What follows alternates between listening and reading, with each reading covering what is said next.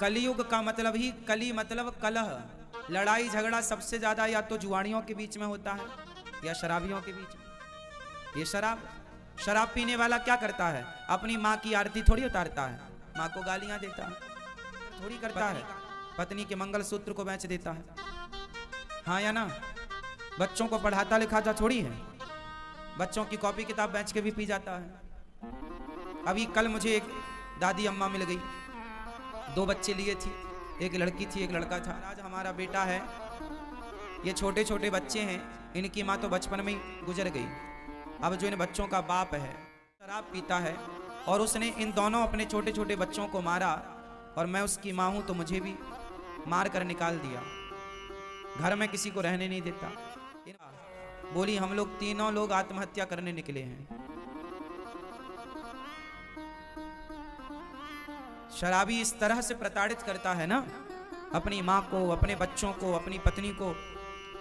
फिर मैंने माँ को समझाया, पढ़ाओ लिखाओ इन बच्चों को, आप समझदार हो, आपके जब तक हाथ पांव चल रहे हैं आप करो कुछ। आत्महत्या करना किसी समस्या का समाधान नहीं होता। समझाया, उसके बाद वो माँ चली गई। कहने का कि शराबी अपने परिवार को कितना प्रताड़ित करता है, ये तो शराबी का परिवार ही जानता होगा। क्यों जी? शराबी की पत्नी कितनी दुखी है ये तो वही जान सकती है।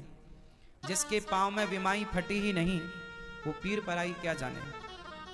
और जिसने बेटी को जन्म दिया ही नहीं, वो बेटी की विदाई क्या जाने। कई बार ऐसा होता है कि हम दूसरों का दुख नहीं जान पाते, दूसरा आदमी कितना दुखी है उसके दुख का हम अंदाजा भी नहीं लगा पाते। क्यों? तो शराब समाज को कितना दुखी करती है, बोलो हाँ।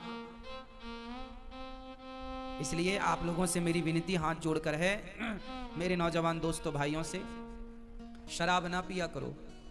तुम्हारी पत्नी, तुम्हारे बच्चे, तुम्हारी माँ, तुम तो पीकर नशे में पड़े हो, पर जो पत्नी तुम्हारे लिए अपनी माँ, अपना पिता, अपना परिवार छोड़े बैठी है, का भी तो ख्याल रखो।